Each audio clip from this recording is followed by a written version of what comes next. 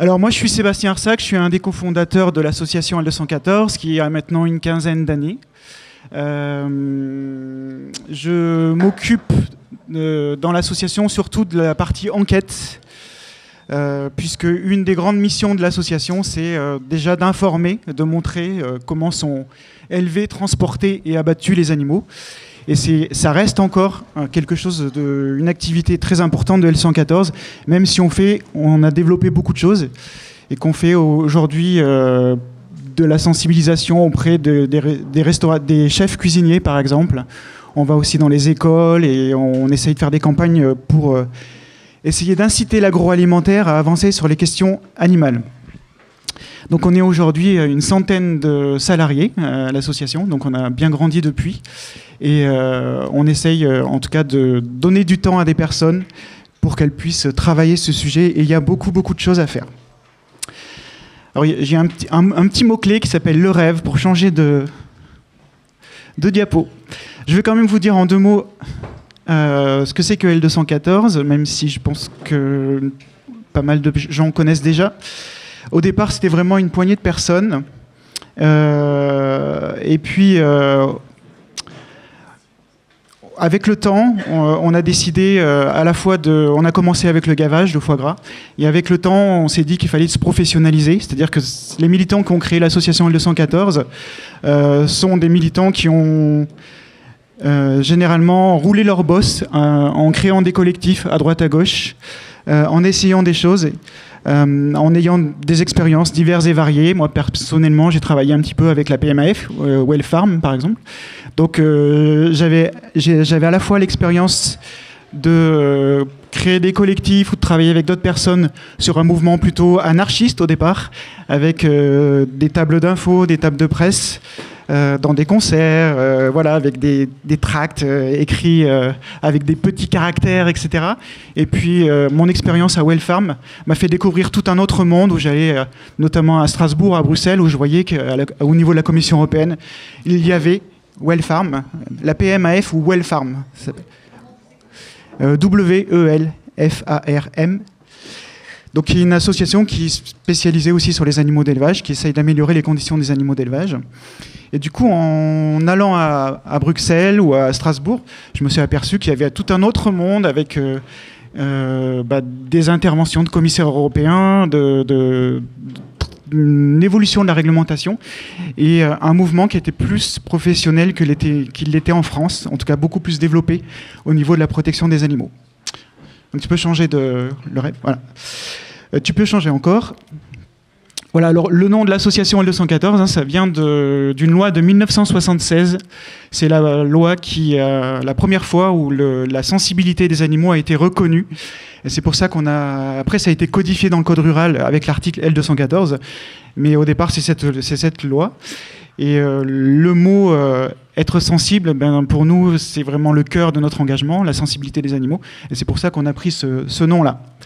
Alors les objets, le rêve. L214, on s'est spécialisé dans la question des animaux d'élevage.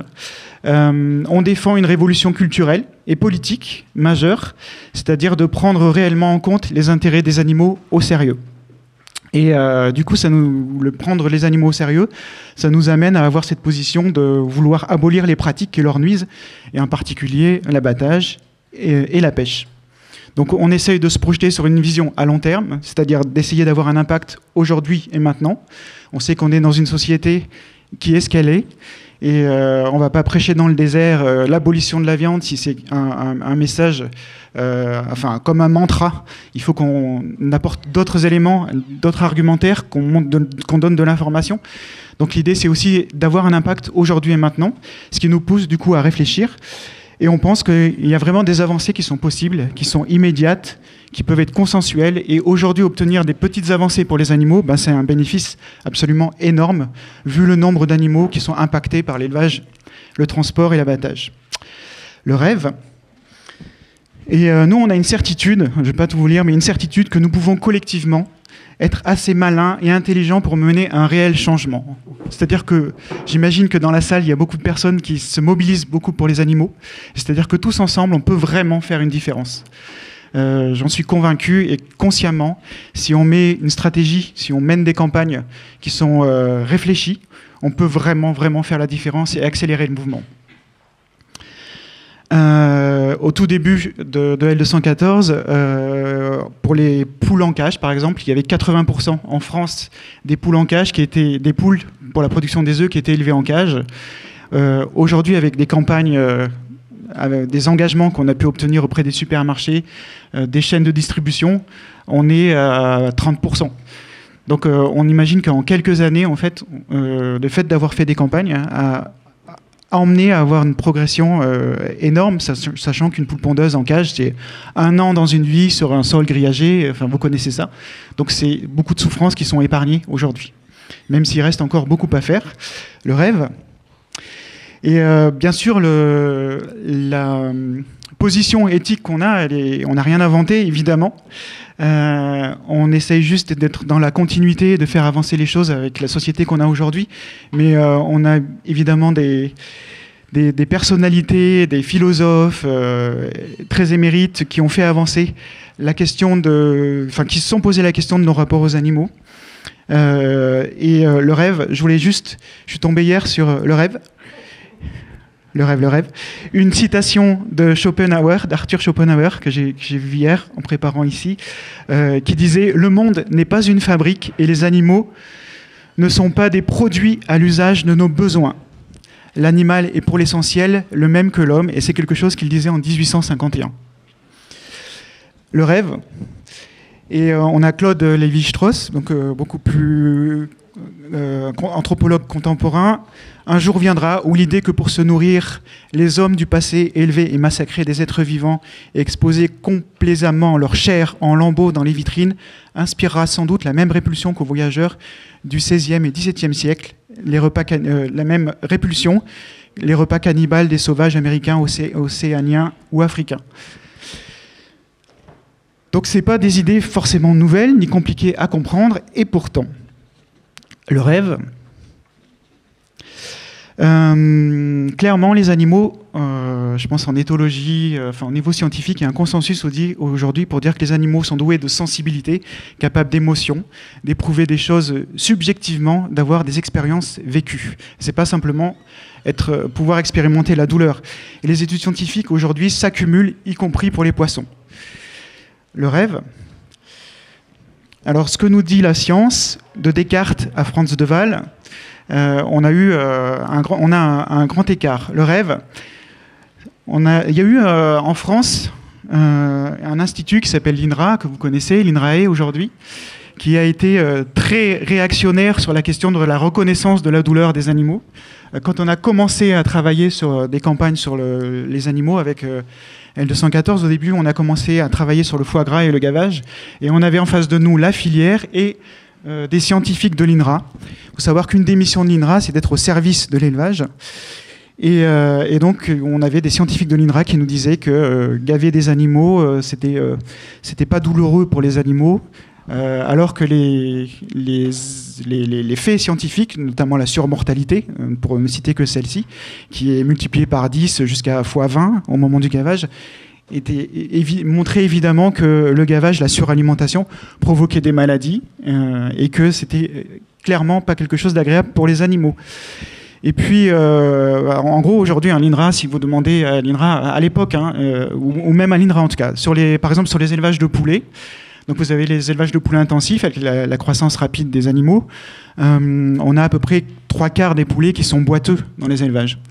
Et les solutions de l'INRA qui est au service de l'élevage, c'était de dire faites marcher les poulets. Donc par exemple, on va surélever les abreuvoirs dans les élevages pour que les poulets doivent lever la tête pour aller s'abreuver par exemple. Donc l'idée c'est de faire marcher ou alors de jouer sur le programme de lumière pour mettre de la lumière le plus longtemps possible dans la journée pour que les poulets soient en activité.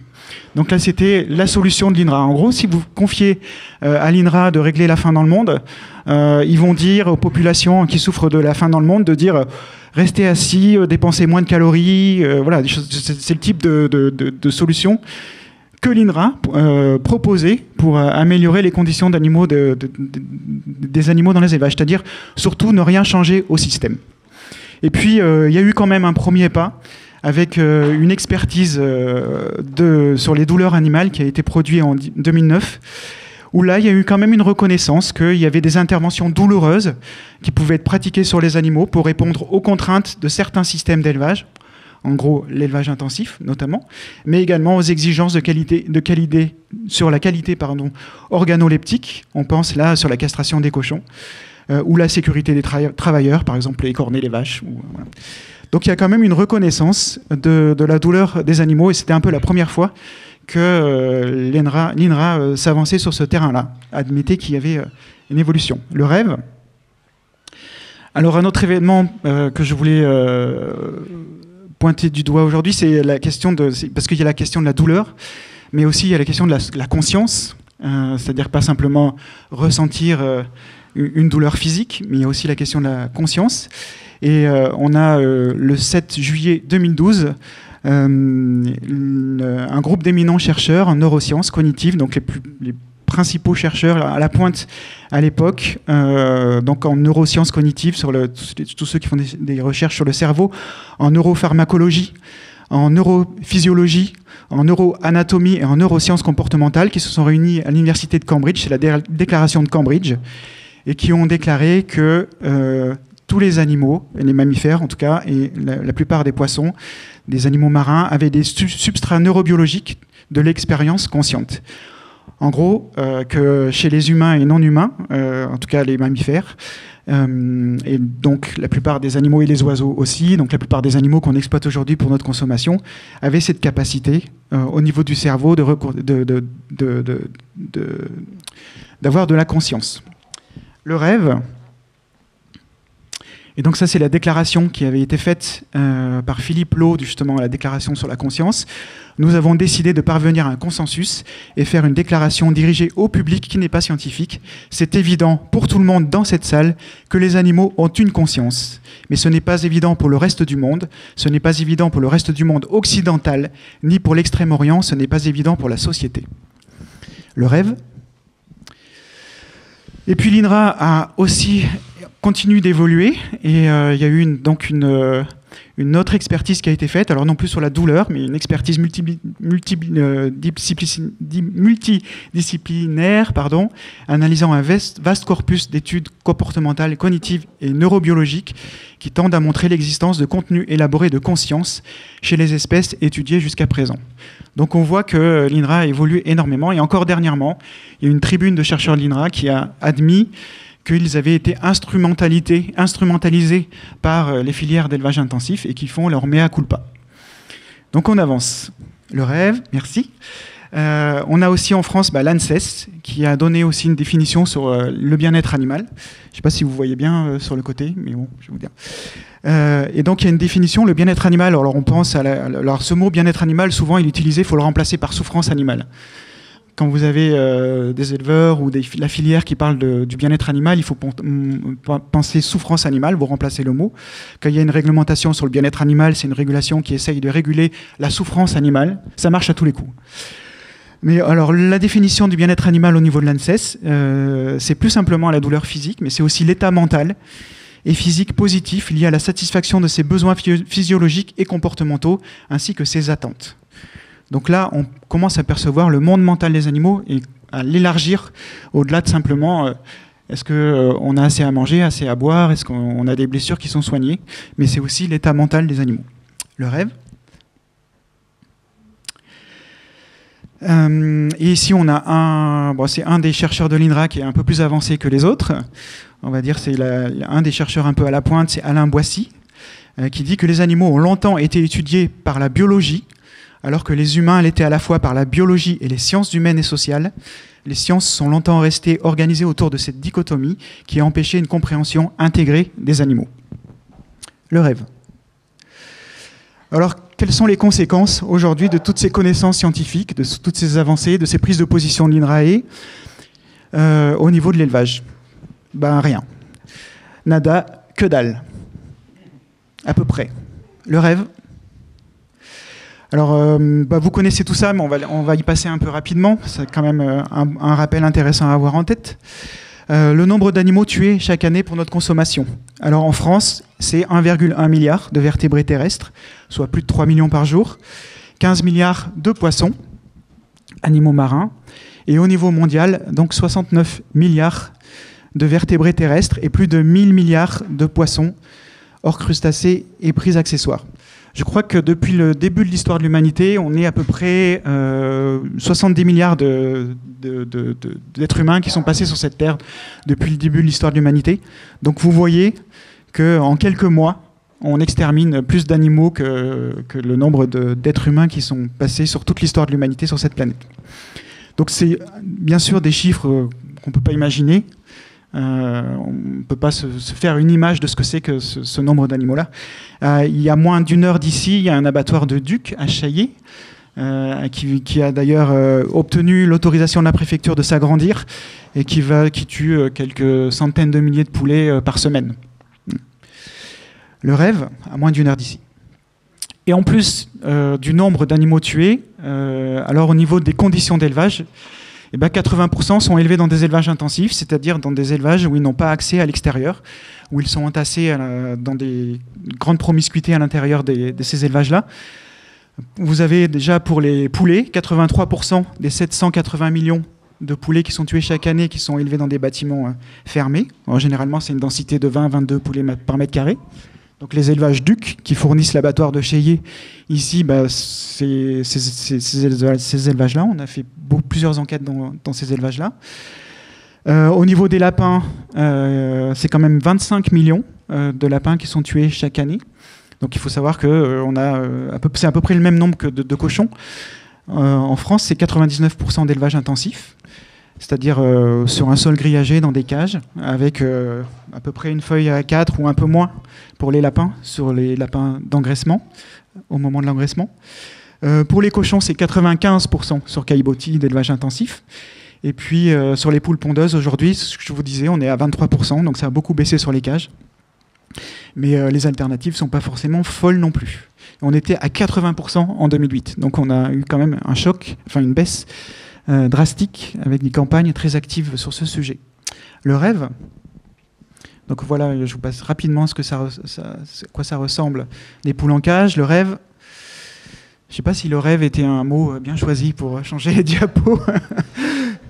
Alors il y a la question évidemment de l'entassement des animaux, mais il y a plein d'autres sujets qui sont des sources de souffrance pour les animaux. Bien sûr, il y a la question de la génétique, la croissance rapide des animaux. Ici, on a une image d'un bovin bleu blanc belge où on a utilisé en fait une maladie au niveau musculaire, pas d'atrophie, mais de hypertrophie, c'est le mot que je cherchais, merci beaucoup, l'hypertrophie musculaire, et qui a été utilisée, et qu'aujourd'hui, par exemple, c'est des vaches qui ne savent pas véler, donc il faut à chaque fois faire des césariennes, enfin, c'est assez catastrophique.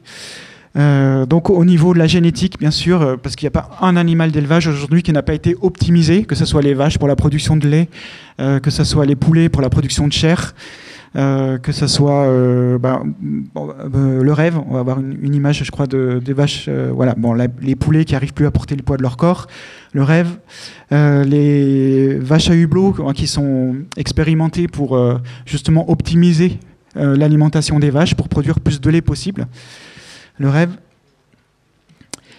Les mutilations, bien sûr, c'est-à-dire que quand on entasse des animaux dans des élevages, eh bien, au lieu d'adapter l'élevage aux animaux, on adapte les animaux aux conditions d'élevage.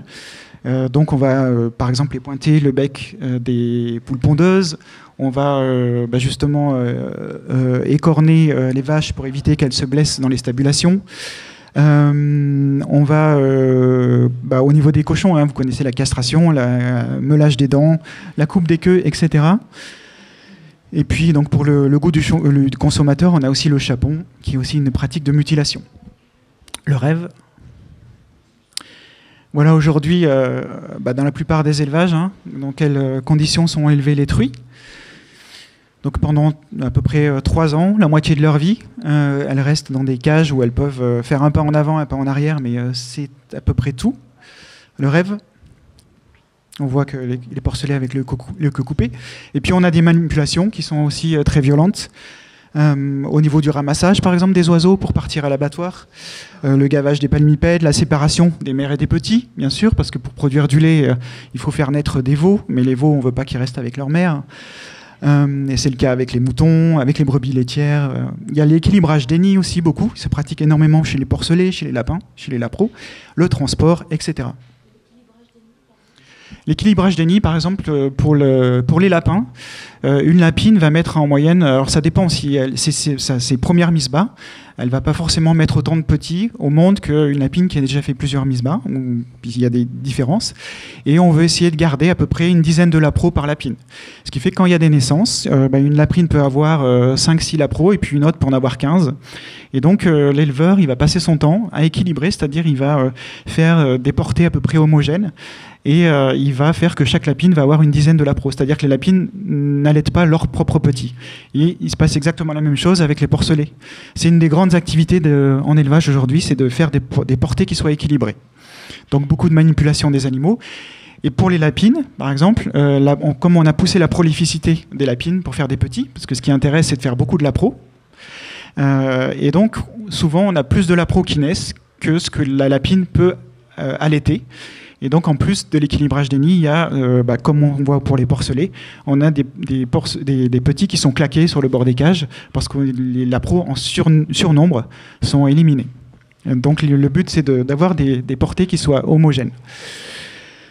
Le rêve, évidemment, on a une image qui vient d'une enquête qu'on avait faite sur les truites, qui sont aussi transportées dans des camions de transport où ils sont vraiment entassés les unes sur les autres. Et là, c'est Aqualand, dans les Landes, justement, des déversements de truites à l'abattoir.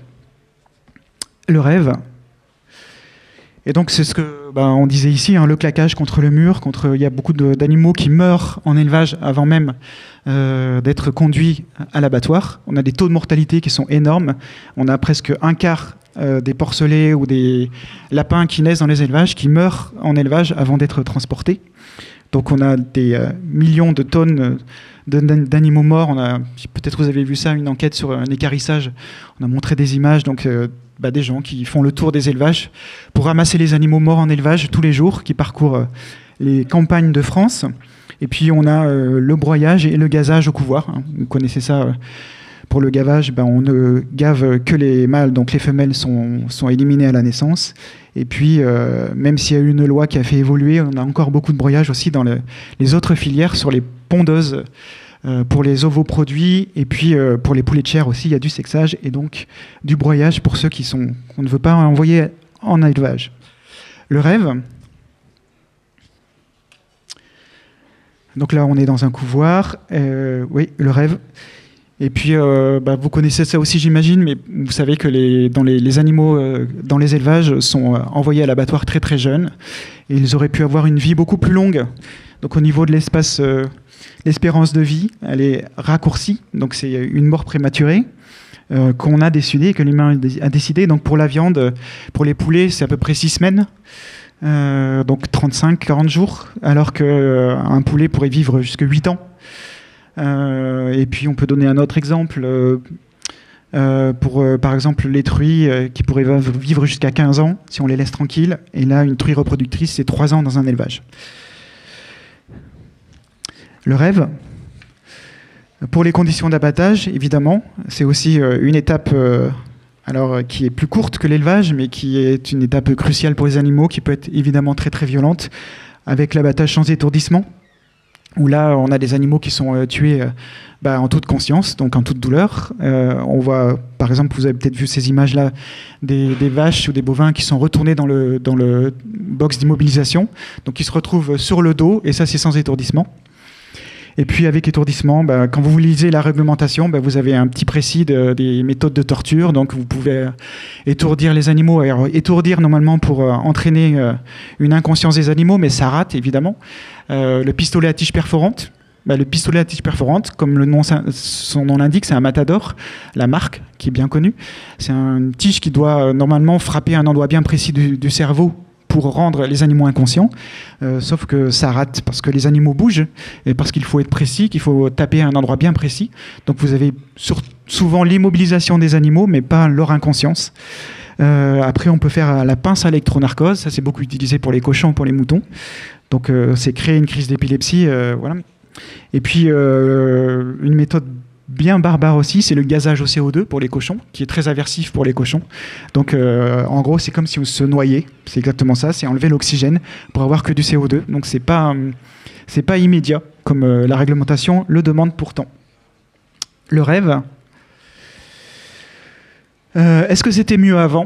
Alors d'un côté, il y avait quelque chose qui était mieux avant, c'est qu'on mangeait moins de produits animaux. Donc il y avait moins d'animaux. On tue 2 fois plus d'animaux aujourd'hui qu'en 1950. C'est-à-dire qu'aujourd'hui, dans l'histoire de l'humanité, même si on a une sensibilité qui est accrue sur... il y a ces études scientifiques qui montrent que les animaux sont des êtres sensibles et on a de plus en plus de conscience et d'intérêt pour les animaux. Mais on n'a jamais tué autant d'animaux qu'aujourd'hui, dans toute l'histoire de l'humanité. Et on en tue donc 2 fois plus qu'en 1950, 4 fois plus qu'au début du siècle. Mais il ne faut pas croire que les animaux étaient mieux élevés. Enfin, ça dépend lesquels. Mais les cochons, par exemple, étaient élevés dans le noir, dans des petites souillardes. Voilà, c'est peut-être pas souillarde le terme, mais les oies avaient les pieds cloutés ou étaient mis dans des jarres au moment du gavage, par exemple, pour pas qu'elles bougent. Donc il y a des pratiques qui étaient aussi bien barbares dans le temps. Le rêve. Et aujourd'hui, donc je voulais commencer par les animaux, honneur aux animaux quand même, et après on va voir un petit peu d'autres éléments. Et aujourd'hui, on a quand même des opportunités pour faire reculer le pire. Aujourd'hui, une des avancées qu'on peut attendre dans un temps court, c'est la fin des cages. En tout cas, la Commission européenne s'est engagée à légiférer d'ici sur la fin des cages. Donc, dans les mois à venir, il va y avoir une proposition de la Commission européenne, notamment pour les poules pondeuses, les lapins, les truies et les veaux.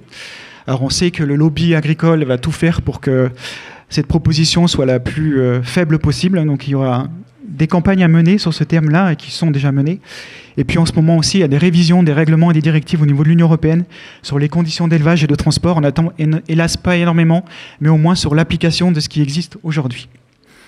Et je pense que Christophe, tout à l'heure, vous parlera en tout cas du niveau européen et des avancées qu'on peut attendre. Le rêve. Alors voilà. Est-ce que, mis à part des questions d'habitude et de goût, est-ce que quelqu'un a quelque chose à gagner avec l'élevage intensif, avec l'élevage des animaux de masse ? Alors, on y va. Le rêve.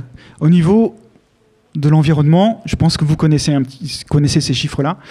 Au niveau des émissions de gaz à effet de serre, on est à peu près à 14,5%. En tout cas, c'est le chiffre du dernier rapport du GIEC, enfin du rapport du GIEC, pas du dernier, mais qui tourne depuis un moment. Il y a d'autres chiffres qui donnent des pourcentages encore plus élevés que celui-ci, mais partons sur ce pourcentage-là.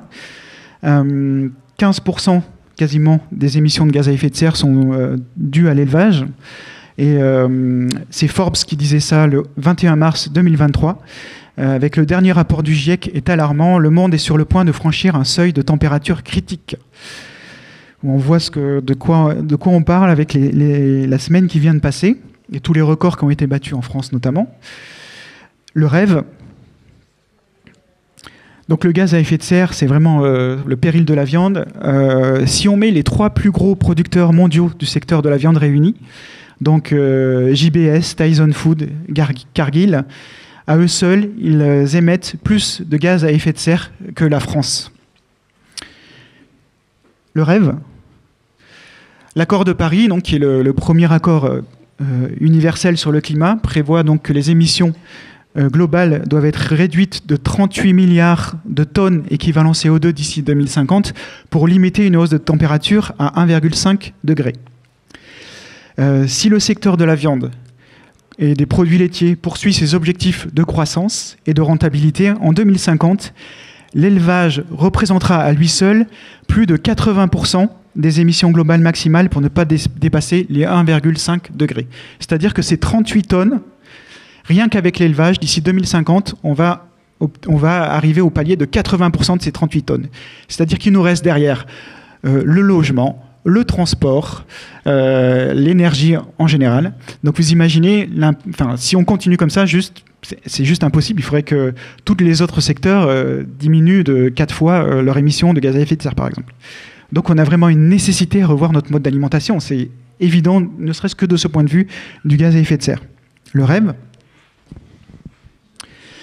Un point que je voulais pointer du doigt, auquel on pense moins souvent, il y a eu un rapport, c'est le rapport de Stern sur l'économie du changement climatique. C'est-à-dire, Stern, c'était un économiste, et c'est un rapport qui a été commandé par le gouvernement britannique pour justement calculer quel était l'impact économique, que serait l'impact économique du réchauffement climatique. Et ce qu'il a dit, si on est dans l'anticipation et qu'on consacre dès aujourd'hui pour obtenir, les accords, pas par rapport aux accords de Paris, mais pour limiter les impacts du réchauffement climatique, si on consacre 1% du PIB, on arrivera à limiter les impacts du réchauffement climatique. Mais si on ne fait rien, on va avoir un impact, le coût économique en fait, du réchauffement climatique va plutôt être entre 5 et 20% du PIB si on ne fait rien. Par rapport, alors lui c'est en 2005, il avait pris la base 2005. Donc, et ça, c'est une augmentation de 5 à 20%. C'est une augmentation chaque année du PIB qu'on va devoir consacrer pour limiter les effets néfastes du coût du changement climatique.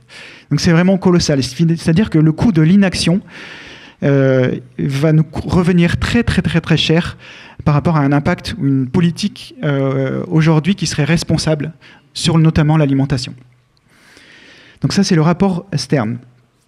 Et 2 ans plus tard, Stern déclarait qu'il avait été sûrement très léger en fait sur les impacts et que ça allait être sûrement encore plus que ce qu'il avait établi dans son rapport en 2006. Donc juste 2 ans plus tard, il a voulu revoir à la hausse ses prévisions. Le rêve. Alors ça, c'est une petite slide pour montrer l'impact en fait des régimes alimentaires sur les gaz à effet de serre et ce qu'on pourrait gagner au niveau des réductions de gaz à effet de serre sur le CO2 simplement. Donc on voit que si on adopte une alimentation 100% végétale, on a beaucoup plus de bénéfices, même par rapport à des régimes flexitariens ou un régime climate carnivore, c'est-à-dire un régime carnivore qui limite sa consommation de viande ou de lait. Mais on voit que même avec ça, les bénéfices d'une alimentation végétale, par rapport à un menu omnivore, c'est 3 fois moins de gaz à effet de serre. Et c'est l'éco-geste le plus efficace. Il représente, alors par rapport aux éco-gestes, vous voyez, couper la lumière, prendre des douches au milieu d'un bain, etc., tout ce que nous raconte le gouvernement pour éviter de parler de la viande. C'est Carbone 4 qui a fait cette étude, qui a dit que passer à une alimentation végétale, c'est l'éco-geste le plus efficace. Il représente 40% de ce qu'on peut obtenir à l'échelle individuelle. Voilà. Donc au maximum, ce qu'on peut faire, c'est 100%. Rien qu'en adoptant une alimentation végétale, on passe déjà à 40% de l'efficacité des éco-gestes qu'on peut atteindre.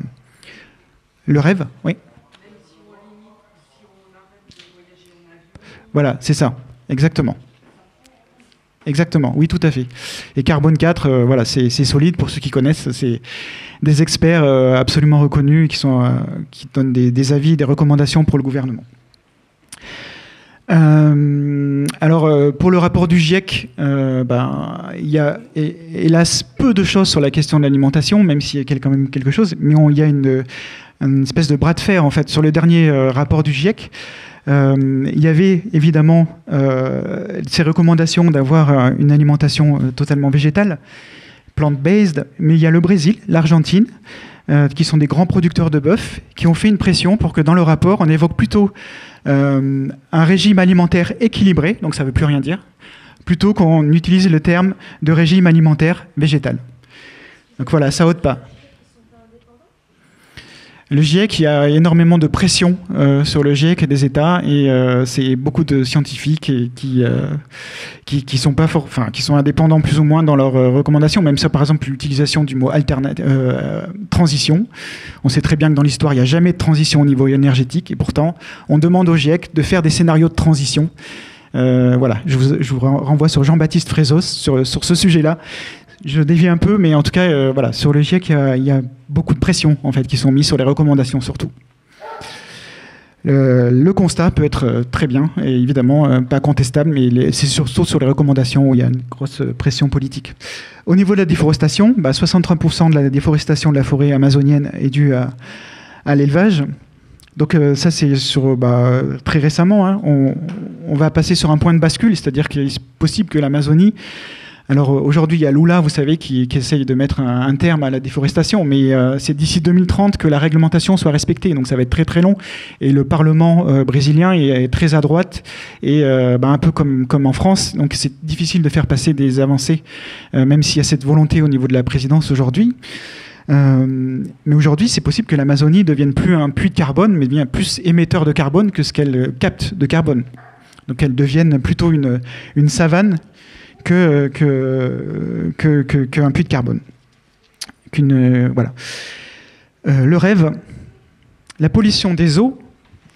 Au niveau de la pollution des eaux, 80% de la pollution des eaux, des émissions d'ammoniac sont dues à l'élevage. On peut se référer aux algues vertes en Bretagne. 98% des nitrates, j'ai inversé, donc pour les nitrates en Bretagne, et au niveau des émissions d'ammoniac, on est à 80%. Donc ça, l'ammoniac, c'est les pluies acides. Aujourd'hui, on a une eutrophisation des sols, des rivières, des plans d'eau, et ça, c'est dû justement à l'ammoniac qui, avec la pluie, va se dissoudre dans l'eau et va retomber sur le sol. Donc une acidification des sols. Et une mortalité des animaux qui sont des animaux aquatiques et des animaux dans les sols qui s'appauvrissent. Le rêve, au niveau du gaspillage des eaux, de l'eau par exemple, c'est un sujet aussi qui revient très très fort en ce moment. Alors, les chiffres sont un peu moins forts que ce qui a circulé à une époque où on disait 15 000 litres d'eau pour 1 kilo de steak. Mais ça prenait en compte les eaux de pluie. Mais si on regarde les eaux grises et les eaux vertes, c'est-à-dire les eaux des nappes souterraines et les eaux qui sont nécessaires pour dépolluer, les eaux qui sont polluées par les pesticides, etc. Et que si on ne prend pas en compte les eaux de pluie, on a quand même 7 900 litres d'eau par kilo de protéines animales, contre 4 500 litres d'eau par kilo de protéines végétales. Donc là aussi, on voit un grand avantage d'adopter une alimentation végétale ou de végétaliser notre alimentation. Et c'est Jérôme Berger qui disait, les sinistres, qui est un expert en gestion des risques, qui disait les sinistres liés à la sécheresse pourraient coûter 43 milliards d'euros en France sur la période 2020-2050. Donc ça, on rejoint ici les surcoûts du rapport Stern aussi, dans la même idée. Le rêve. Sur l'emprise des terres, l'élevage sur les surfaces agricoles, c'est 70% des surfaces agraires, agricoles qui peuvent être utilisées pour l'agriculture, qui sont utilisées par l'élevage, et 30% des terres émergées. Le rêve. Ici, on a les surfaces de sol nécessaires pour produire 1 kg de bœuf. Vous voyez, c'est 323 mètres carrés. Alors que pour les légumes et des pommes de terre, on est à 6 mètres carrés. Là, vous voyez, de toute façon, en bas, le végétal, en haut, animal. Alors, sachant qu'au niveau des animaux, on a quand même des différences entre l'élevage de poulet et l'élevage de bœuf. Le rêve. Et là, cette étude, elle est assez incroyable. Il y a une étude qui a été publiée en 2018, qui a été publiée dans le magazine Science, qui s'appuie sur des données de 38 700 exploitations. Et elle dit que, alors on retrouve un peu des mêmes échelles sur les élevages que le rapport du GIEC, que l'élevage est à l'heure actuelle responsable de plus de 15% des émissions de gaz à effet de serre anthropiques, c'est-à-dire qui sont liées à l'activité humaine, 21% quand on inclut la déforestation, 25% de l'acidification des sols et 74% de l'eutrophisation des espaces aquatiques. Et donc ils se sont amusés à faire des scénarios. Alors le scénario 1, c'est dans lequel l'alimentation d'origine animale serait remplacée par des équivalents végétaux quels seraient les bénéfices? Eh bien, on réduirait de 76% les surfaces nécessaires à la production alimentaire. Vous imaginez 76% de surface en moins. Ça veut dire avec tout ce qui va avec, hein, l'eau, les pesticides, etc. Pour vous donner une idée, la surface gagnée, c'est l'équivalent de la somme des USA, de la Chine, de l'Australie et de l'Union européenne. Et on réduirait de 49% les émissions de gaz à effet de serre dues à la production alimentaire. Donc ça, c'est le scénario si on passe 100% à une alimentation végétale. Bon, ils se sont dit, on ne va pas être si ambitieux que ça. Ils ont fait un scénario numéro 2, le rêve. Avec le scénario numéro 2, c'est-à-dire qu'on remplace 50% de notre alimentation par des végétaux.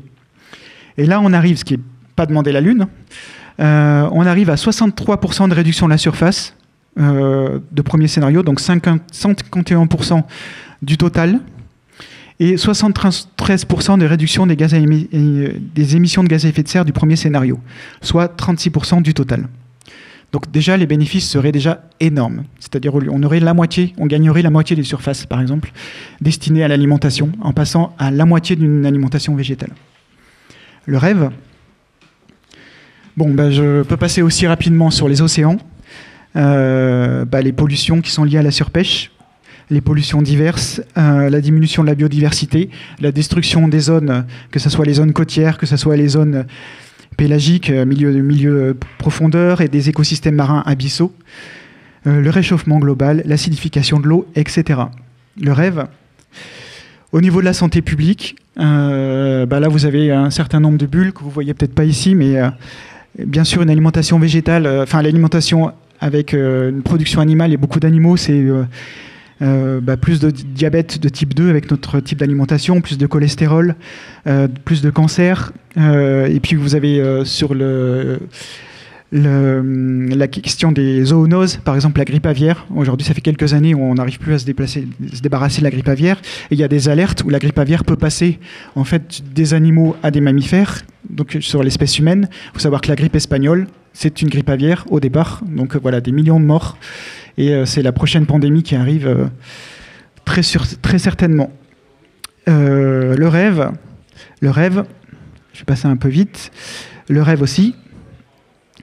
Peut-être un petit mot sur les éleveurs. Les éleveurs, aujourd'hui, un tiers des éleveurs, des agriculteurs touchent moins de 350 € par mois. Le taux d'endettement des éleveurs, c'est à peu près entre 200 et 400 000 €. Donc c'est totalement.